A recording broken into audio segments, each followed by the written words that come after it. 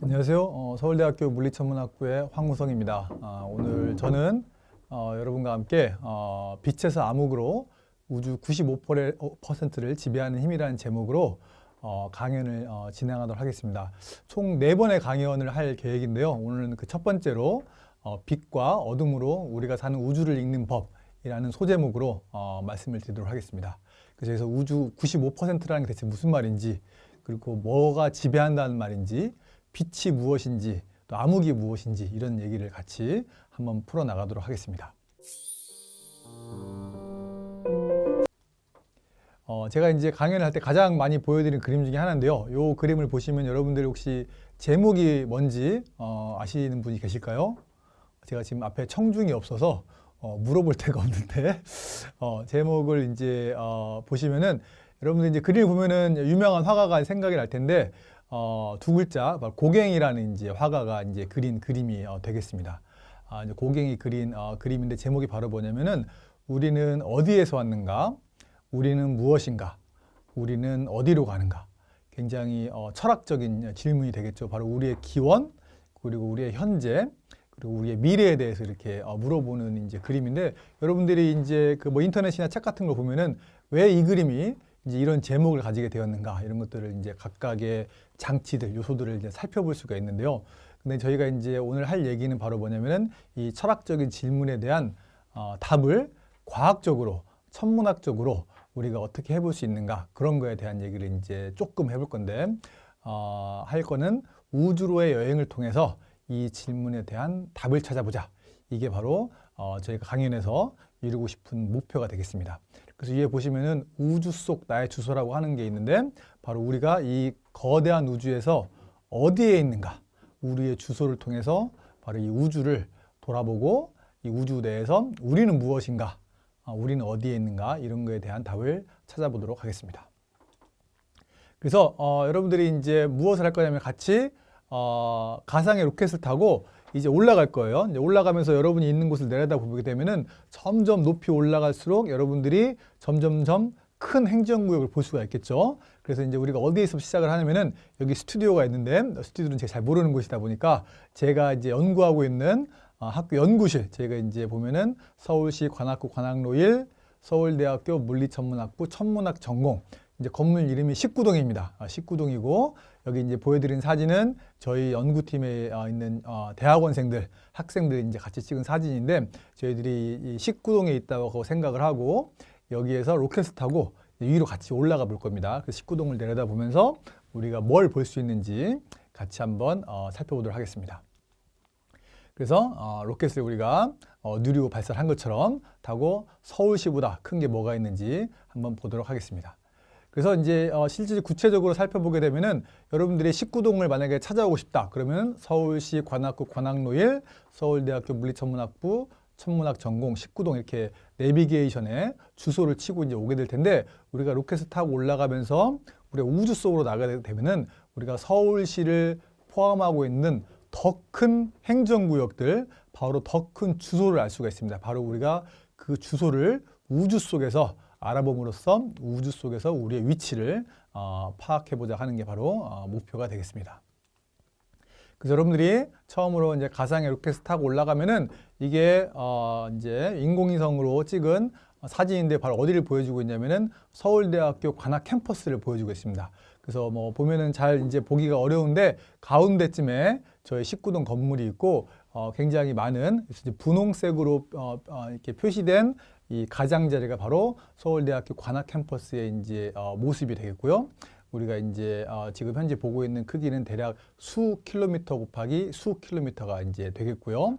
그러면 로켓을 타고 한 번 더 점프를 해서 더 높게 올라가게 되면은 이제 관악 캠퍼스를 포함하고 있는 더 큰 행정구역, 그게 바로 뭐냐면은 이제 관악구가 되겠습니다. 그래서 지금 보여드리고 있는 요 그림은 이 분홍색으로 표시된 이 그림이 바로 관악구의 행정구역이 되겠습니다. 그래서 관악구는 말 그대로 관악산이 있겠죠. 그래서 아래쪽에 보시면은 이제 관악산으로 캠퍼스가 이제 관악산에 둘러싸여 있고, 이제 위쪽에 뭐 관악구가 있고, 저희는 현재 다른 곳에 와 있습니다. 자, 그래서 한 번 더 로켓을 타고 점프를 하게 되면 이제 관악구를 포함하고 있는 더 큰 행정구역을 볼 수 있겠죠. 이게 바로 서울시가 되겠죠. 서울특별시. 여기서 보시면은 분홍색으로 표시되어 있는 게 바로 서울특별시의 행정구역이 되겠습니다. 지금 보고 있는 크기가 한 수십 킬로미터 곱하기 수십 킬로미터인데 여러분들 가운데 보시면은 한강이 이렇게 가로질러 있고 저는 현재 강북에 와 있습니다. 네.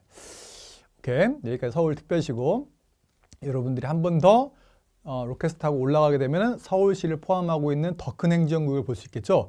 그게 바로 대한민국이죠. 그래서 현재 저희는 서울에 있는데 서울에서 이제 부산까지 대략 한 400km가 되죠. 그래서 차로 가면 5시간.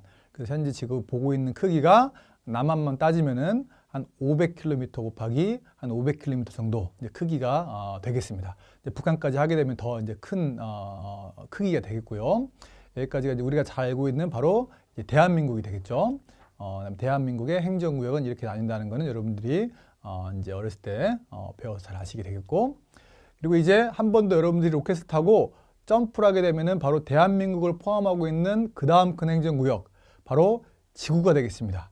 지구가 둥글다는 건 여러분들이 잘 알고 계시겠고, 여기 지금 둥근 지구를 우리가 보고 있는데 이 지구의 크기는 대략 반지름으로 따지자면 한 6,400km. 그러니까 점점 숫자가 커지고 있는데, 그래서 이 공의 지름을 따지면 대략 13,000km 정도 해서 점점점 상상하기 힘든 이제 그런 숫자가 되겠습니다. 아무튼 우리가 지구에 살고 있고 지구가 어떻게 생겼다고 하는 거는 여러 가지 사진이나 이제 그런 것들을 보면서 잘 이미 알고 있을 거라 생각이 됩니다. 자, 이제 로켓을 한 번 또 타고 지구를 벗어서 이제 멀리 가게 되면 바로 멀리서 지구를 이제 본 모습이 될 텐데요. 여기서는 어디서 보는 거냐면 바로 달에서 지구를 이제 보게 되는 모습입니다. 우리가 지구와 달 사이의 거리는 대략 38만 킬로미터가 되는데 38만 킬로미터가 이제 얼마나 큰 숫자냐면 여러분들 빛이라고 하는 것도 우리가 앞으로 계속 빛이라고 하는 걸 다룰 텐데 빛의 속도가 이제 유한한지 무한한지 한번 생각을 해보시면은 어떨 것 같습니까? 이제 여러분들 잘 생각을 해보면 빛의 속도가 유한하거든요. 무슨 말이냐?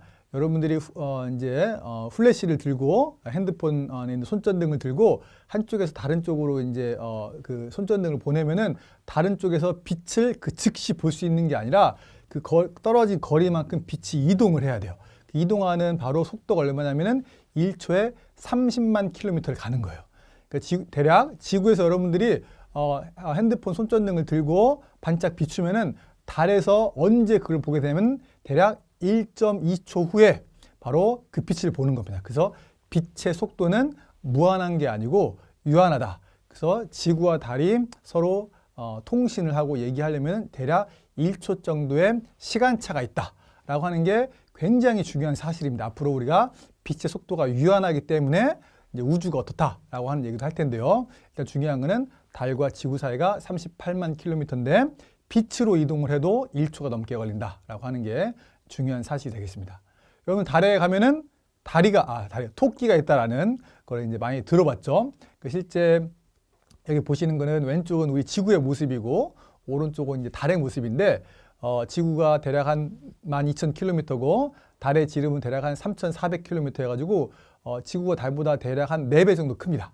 4배 정도 크는데 이 토끼가 어떻게 살고 있냐? 여러분 보면은 약간 어두운 부분이 있고 밝은 부분이 이제 보이게 되는데 여기에 이제 어두운 부분을 이렇게 표시를 하게 되면은 우리가 토끼가 어떻게 그렸는지 사람들이 옛날 우리 선조들이 어떻게 달에 토끼가 있다고 생각을 하는지를 바로 볼 수가 있습니다. 아무튼 달에 토끼가 있는 걸 우리가 이제 잘 알고 있고, 근데 또 하나 재밌는 건 이 사진은 이제 어떤 사진일까요? 요새 생성형 AI다 해가지고 굉장히 이제 만든 사진들이 많은데 이 사진도 약간 어찌 보면은 그 만든 인공의 이미지처럼 보이는데 실제로 이 사진은 촬영한 사진입니다. 바로 누가 촬영한 거냐면은 우리나라 다누리호라고, 이게 우리나라 인공위성입니다.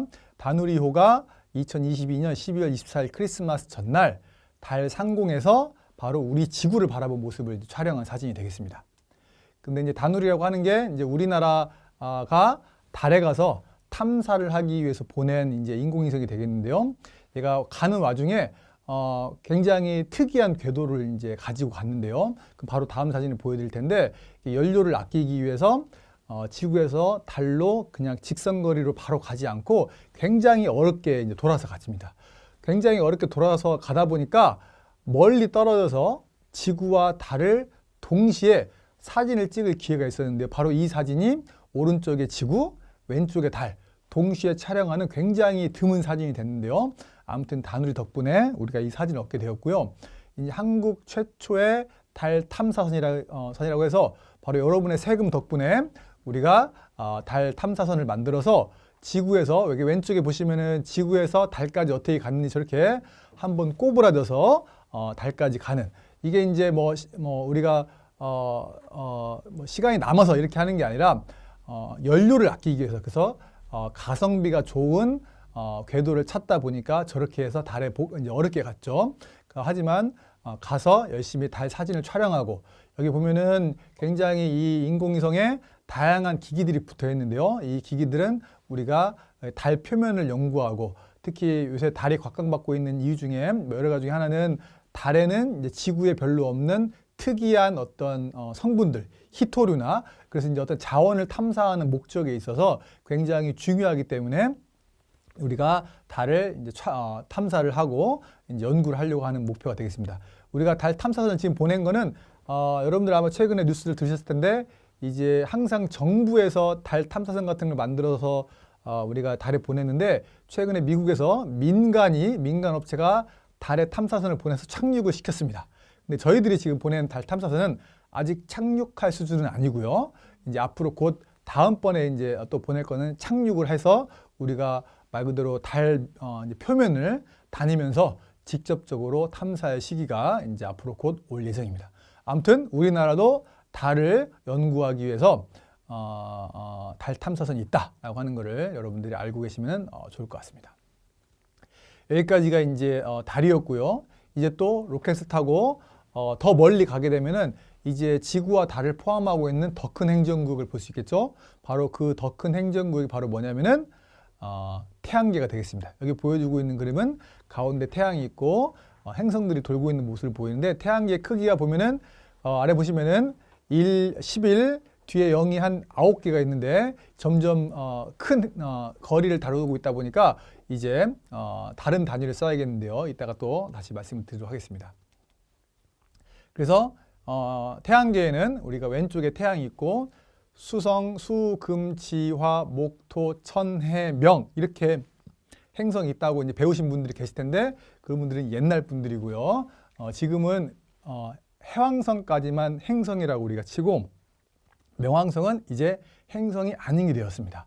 그래서 아래 보시면은 외소행성이라고 해가지고 명왕성은 이제 행성으로 분류가 되지 않고 외소행성으로 분류가 되는데 이거는 이제 무슨 일이 벌어졌냐면은 예전에 어떤 천문학자가 명왕성보다 멀리 있는 데서 명왕성보다 더 큰 천체를 발견을 했어요. 그래서 이제 여기 아래 보시면 에리스라고 보이는데 그래서 이 천체를 보고 얘는 명왕성보다 크네. 그럼 얘도 태양계 행성이라고 불러야 될까라고 생각을 하는데 그 와중에 보니까 이 명왕성 너머에 명왕성보다 큰 천체들이 많이 있는 거예요. 그러다 보니까 행성의 숫자가 점점점 너무 많이 늘어날 것 같은 거예요.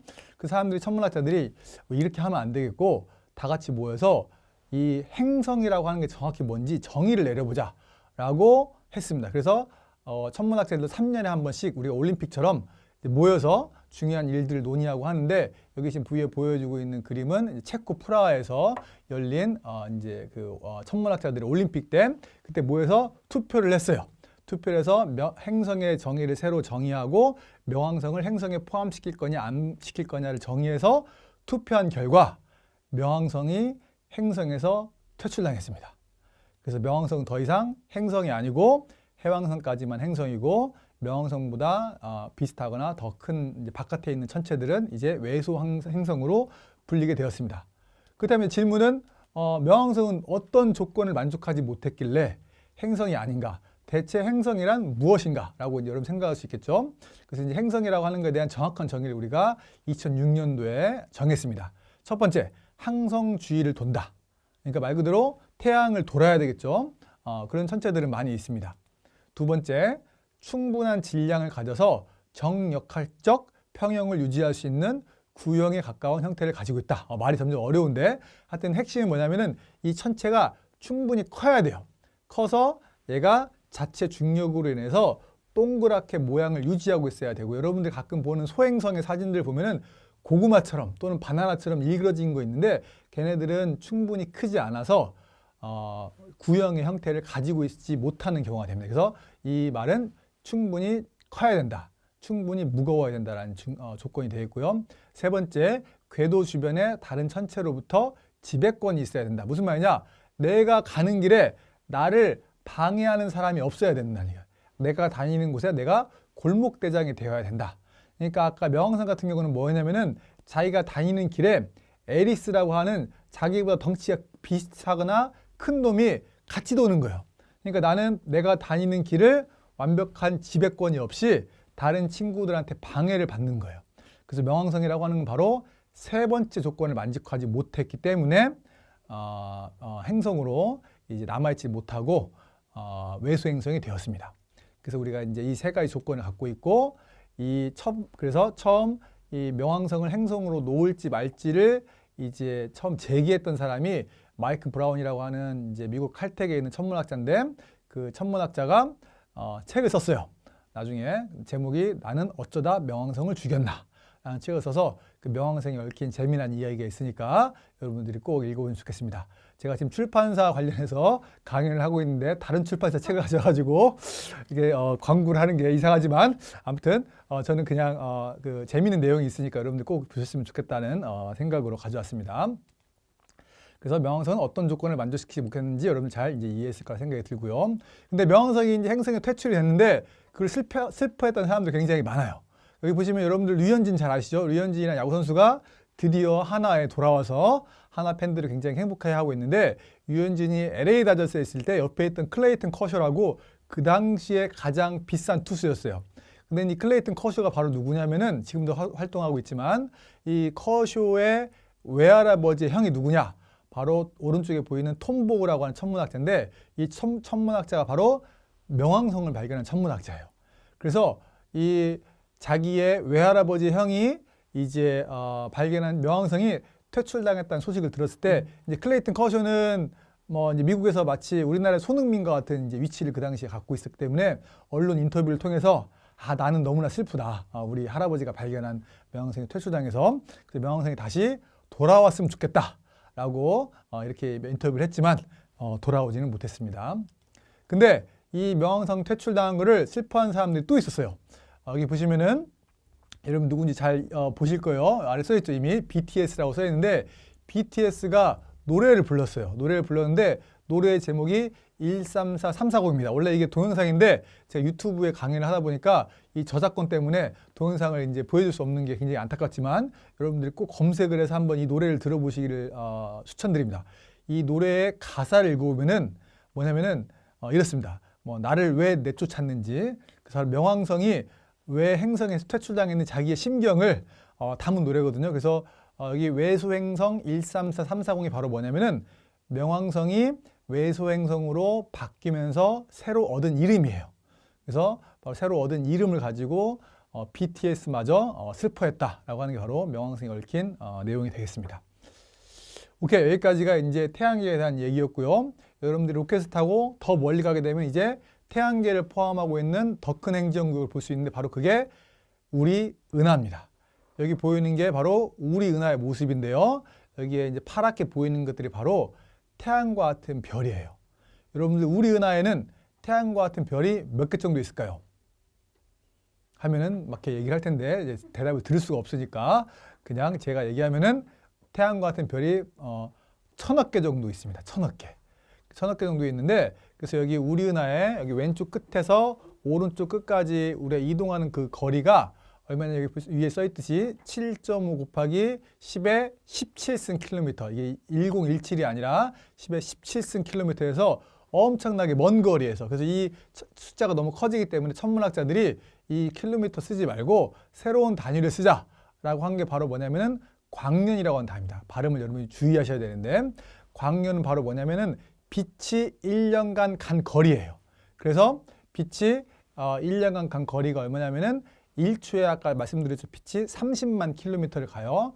거기다가 3,600을 곱하면은 1시간 동안 간 거리가 되고, 거기다가 24를 곱하면은 하루 동안에 간 거리가 되고, 거기다가 365를 곱하면은 바로 1년 동안 간 거리가 돼가지고, 그게 얼마냐면 대략 9 곱하기 10의 12승 킬로미터가 됩니다. 그래서 이게 빛으로 움직여도 8만 년이나 걸리기 때문에 엄청나게 큰 규모인 거예요. 그래서 우리 은하가 이제 우리 은하에서 우리가 움직이려면은 너무나 시간이 많이 걸리기 때문에 어렵습니다. 어려운데, 근데 이제 재미난 건 뭐냐면 여러분들 이 우리 은하가 이렇게 생겼다는 걸 우리가 알려면은 보면 가운데 거대한 블랙홀도 있고 나선팔처럼 생겨서 우리가 나선은하라고 부르는데, 우리가 이 우리 은하의 모습을 알려면 우리 은하 밖에 나가서 사진을 찍어야 되겠죠. 그렇죠? 근데 우리가 우리 인간이 보낸 가장 멀리 보낸 사진기는 바로 뭐냐면은 뭘까요? 제가 계시면은 퀴즈 정답도 받고 선물도 드릴 텐데 선물 못 드려서 아무튼 뭐냐면은 바로 보이저입니다. 보이저가 어디를 갔냐면은 이제 막 태양계를 벗어났어요. 그래서 우리 은하를 아직 못 벗어났습니다. 그러니까 무슨 말이냐면 여러분들이 어떤 건물에 들어가 있어요. 근데 건물이 어떻게 생긴지 알려면 건물 밖에 나가 사진을 찍어야 되는데, 지금 건물 안에 있으면서 이 건물이 어떻게 생겼는지를 알았다는 거예요. 어떻게 할 수 있을까가 이제 질문인 거예요. 밖에 나가지 않고. 예. 어떻게 알았을까요? 바로 여러분들 제가 댓글창을 볼 수가 없는데 천문학자들이 바로 보고 있습니다. 예.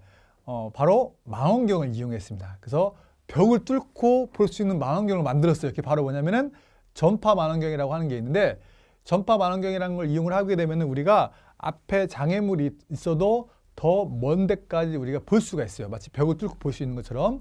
여기 보여드리고 있는 그림은 가운데 우리 은하 중심이 있고 저 S라고 위에 써 있는 게 우리가 있는 위치예요. 그래서 우리는 저기에서 어떤 이제 천체 관측을 하는 거죠. 천체 관측을 해가지고 이제 전파 관측이라고 하는 걸 해가지고 가스의 분포를, 오른쪽에 보여드리고 있는 그림들은 이제 점이 있고 이제 점들이 있는 점들이 바로 뭐냐면 가스들의 분포예요. 그래서 우리가 가스를 관측을 해서, 근데 이제 우리가 그냥 가시광에서 보는, 우리가 눈으로 보이는 그걸로 관측을 하게 되면은 멀리 벽을 뚫고 있는 천체를 볼 수가 없어요. 근데 전파로 하게 되면은 멀리 있는 천체까지 우리가 볼 수 있기 때문에 전파 관측으로 해서 가스가 어디까지 뻗쳐 있는가를 우리가 이제 같이 알 수가 있게 됐죠. 그래서 1954년에 여기 이제 반데 헐스트라고 하는 이제 네덜란드 분이 바로 전파 관측을 통해서 가스 구름들이 우리 은하 내에서 어떻게 분포되어 있는가 하는 지도를 처음 만들었어요. 그 지도가 바로 이렇게 생겼는데, 이거를 좀 더 제대로 보이면 이렇게 생겼습니다.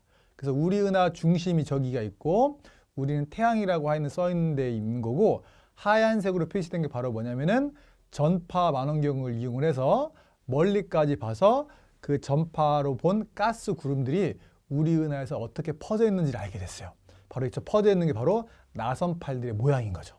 그래서 우리 은하가 나선의 모양을 띠고 있구나 라고 하는 걸 이제 그때 알게 되었고, 실제로 이런 연구를 국내에서도 하고 있습니다. 이제 보여주고 온 거는 제가 일부러 그냥 논문이라고 하는 거를 가져왔는데, 이 논문의 이제 저자 보면은 여러분들 본철쿠라고 써 있는데 바로 구본철 교수님이라고 저희 천문학과에 은퇴하신 교수님인데, 요새도 이렇게 가스 구름을 관측을 통해서 우리 은하가 어떻게 구조가 생겼는지 하는 연구를 지금도 하고 있고, 오른쪽 아래 그림이 바로 그 아까 전파 관측으로 해서 얻은 가스 구름의 분포를 가장 최신의 자료로 얻은 모습이 되겠습니다.